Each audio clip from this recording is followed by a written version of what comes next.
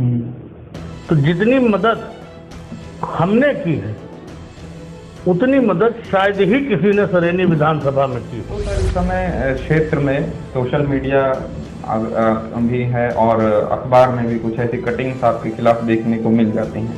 इसका पूरा मामला क्या है और इसके बारे में आप क्या कहें? पूरा रायबरेली हमारा है और पूरे रायबरेली के हमारे कि आपकी तस्वीर दूसरे पार्टियों के बैनर के साथ भी दिखी है। आपने ज्यादातर विकास कार्य हरचंदपुर में किए और आप तैयारी कर रहे हैं सरेनी विधानसभा। ये गलत है। श्री फाउंडेशन का सर जो बजट होता है, फंड होता है, वो कैसे मैनेज होता है? कौन लोग हैं जो आपका दुष्प्रचार कर रहे हैं?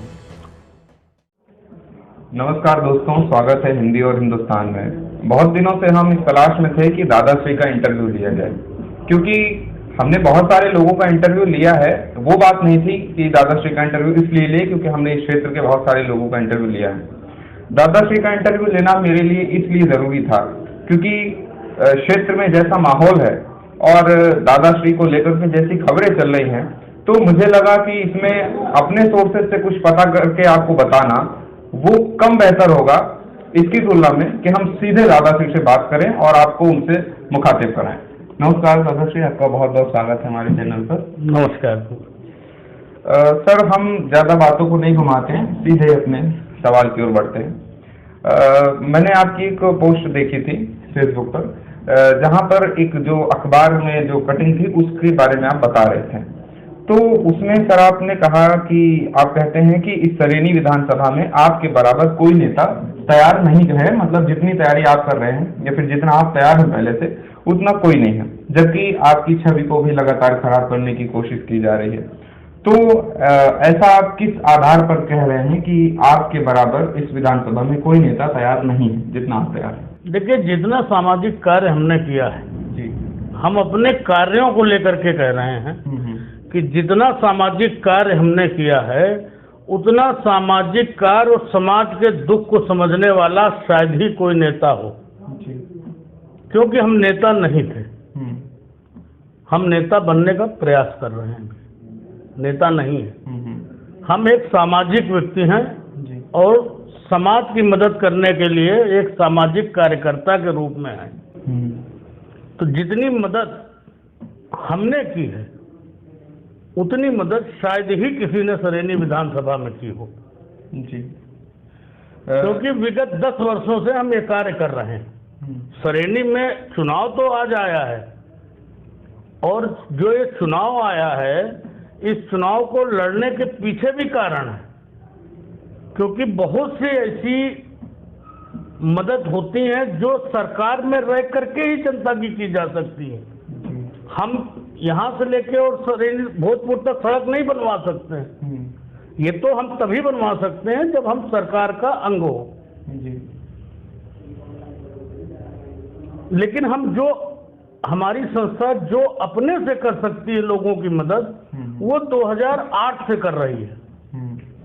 और सरेनी विधानसभा में कम से कम 2 से 2,500 लड़कियों की शादी हम अपने से करा चुके होंगे और मदद तो हमने 4-5 हजार से ऊपर की होगी। लोगों के आंखों के ऑपरेशन, स्वास्थ्य शिविर, ये सब बराबर लगते रहे, बराबर होते रहे, कोई आज नई बात नहीं है। अब चूंकि राजनीति में कदम रख दिया है तो ये सब चीजें ज्यादा हाईलाइट हो रही हैं, वरना लोग तब भी तारीफ करते थे, वो आज भी करते हैं हमारे कामों की। जी।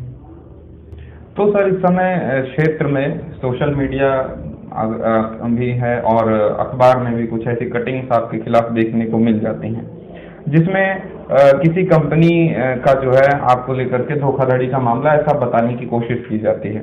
तो हम अपने चैनल के माध्यम से सरेनी विधानसभा के लोगों को आपके द्वारा ये बताना चाहें कि इसका पूरा मामला क्या है और इसके बारे में आप क्या कहेंगे? देखिए, मामले तो हमारा व्यापार है, हमारा व्यापार देश के अंदर है, देश के बाहर भी है। व्यापारिक मामले होते रहते हैं, उसके लिए हमारे देश में संविधान है, माननीय न्यायालय है।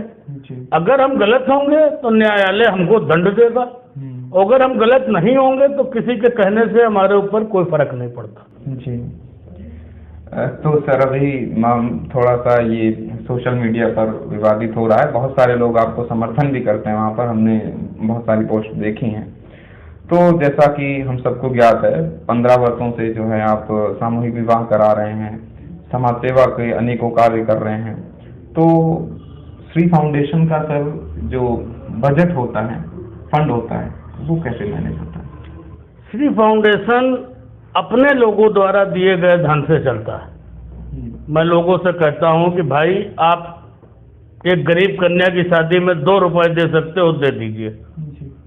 वो पैसा जो मेरे पास आता है उससे फाउंडेशन का काम होता है। कुछ हम अपनी कमाई से लगाते हैं, कुछ हमारे इष्ट मित्रों द्वारा दिया जाता है।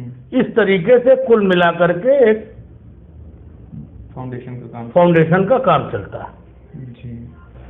एक सवाल बहुत ज्यादा पूछा जा रहा है, मतलब विपक्ष के नेताओं से कह रहे हैं जो आपके खिलाफ तैयारी कर रहे हैं उनके द्वारा भी, कि आपने ज्यादातर विकास कार्य हरचंदपुर में किए और आप तैयारी कर रहे हैं सरेनी विधानसभा से। ये गलत है। पूरा रायबरेली हमारा है और पूरे रायबरेली के हम हैं। मैं रायबरेली जनपद का हूँ, न कि मैं हरचंदपुर विधानसभा का हूँ। और मेरे जो कार्य हैं उसमें कोई भी गरीब कन्या है, कोई भी आदमी आंखों का ऑपरेशन चाहता है, कोई भी आदमी स्वास्थ्य संबंधी समस्या किसी को है, उसमें कभी ये नहीं देखा जाता कि ये हरचंदपुर की है कि सरेनी की है कि सदर की है कि ऊंचाहार की है कि सलोन की है कि रायबरेली की है कि फतेहपुर की है। हमारे यहाँ अन्य जिलों के लोगों की भी शादियां हुई है, फतेहपुर, सुल्तानपुर, अमेठी। हमारा क्राइटेरिया है केवल जो नहीं कर सकता वो हमारे पास आए, वो कहीं का भी हो, न जाति कोई है और न क्षेत्र कोई है। परोपकार का कोई क्षेत्र नहीं होता, मानवता का कोई क्षेत्र ही नहीं है। तो जो लोग ये कहते हैं कि आपको हरचंदपुर से लड़ना चाहिए था, उन्हें आप क्या हिदायत देना चाहिए?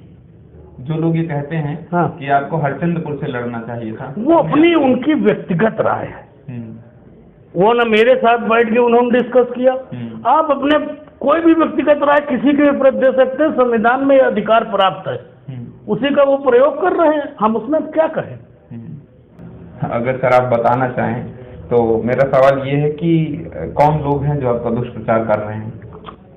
जो हमसे संतुष्ट नहीं होगा वही कर रहा होगा। मैं इससे ज्यादा और क्या कहूँ, मैं किसी का नाम क्यों लूँ? मैं जानता हूँ कि मेरी कार्यशैली, अपने कार्यशैली को फिर से एक बार देखता हूँ कि भाई किस कारण से ये व्यक्ति हमसे असंतुष्ट है या नहीं, हमारी बातों से संतुष्ट है, हमारे कार्य से नहीं संतुष्ट है। फिर हमको लगता है कि नहीं, हम जो कर रहे हैं वो ठीक कर रहे हैं, तो अपना करते चले जाते हैं, कोई बात नहीं। तो सर वर्तमान में सरेनी में ऐसी कौन सी कमियां आप देखते हैं जिनके कारण आपको राजनीति के मार्ग पर आना पड़ा समाज सेवा के साथ साथ? देखिए, सरेनी में रोडों की बहुत बड़ी समस्या है। आप यहाँ से भोजपुर अगर लालगंज से जाना है तो अगर रोड सही हो तो 20 से 25 मिनट में आप पहुँच जाएंगे। लेकिन रोड न होने की वजह से, सही न होने की वजह से इतने गड्ढे हैं कि आप अगर जा रहे हैं तो आपको सरेनी से भोजपुर जाने में 1 घंटा लगेगा। तो इस विधानसभा में रोड एक बहुत बड़ी समस्या है। जी, रोड समस्या है। पानी की समस्या है, बिजली की समस्या है।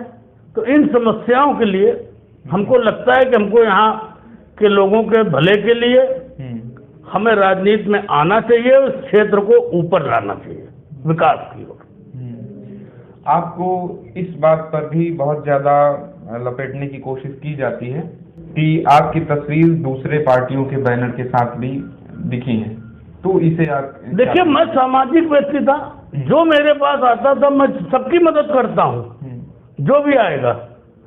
लेकिन मैंने 2017 में मेरे गांव में माननीय अमित शाह जी, उस समय पार्टी अध्यक्ष थे, वो उनका कार्यक्रम था और उनके कार्यक्रम में मैंने 11 जिला पंचायत और 89 प्रधानों के साथ भाजपा ज्वाइन किया था जीवन में पहली बार मैंने किसी दल की सदस्यता ली थी और मैं उस पर आज भी हूँ। मैं भारतीय जनता पार्टी का सदस्य हूँ और मेरी पार्टी भारतीय जनता पार्टी ही है। तो ये जो लोग कयास लगाते हैं या फिर बातें बोलते हैं कि आप बीच में भारतीय जनता पार्टी से शिफ्ट हुए कहीं दूसरी तरफ फिर आए, ऐसा कुछ नहीं है? कहीं कुछ नहीं है जी। अगर हम किसी के पास कोई प्रमाण हो कि हमने किसी दल की सदस्यता ली तो मैं मान जाऊंगा, लेकिन जब मैंने ली ही नहीं तो प्रमाण कहाँ से आएगा।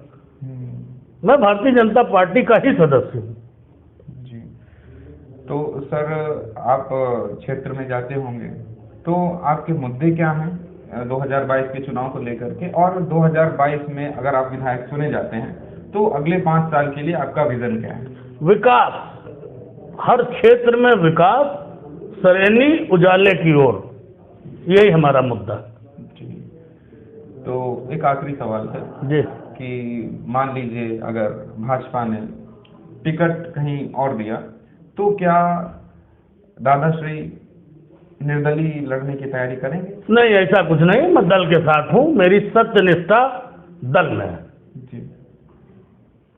तो सर आपने बेबाकी से सारे सवालों का जवाब दिया। हालांकि ये सवाल हो सकता है थोड़ा सा जटिल रहे हों, लेकिन हमें समय देने के लिए और हमसे बात करने के लिए आपको भी बहुत बहुत धन्यवाद। धन्यवाद।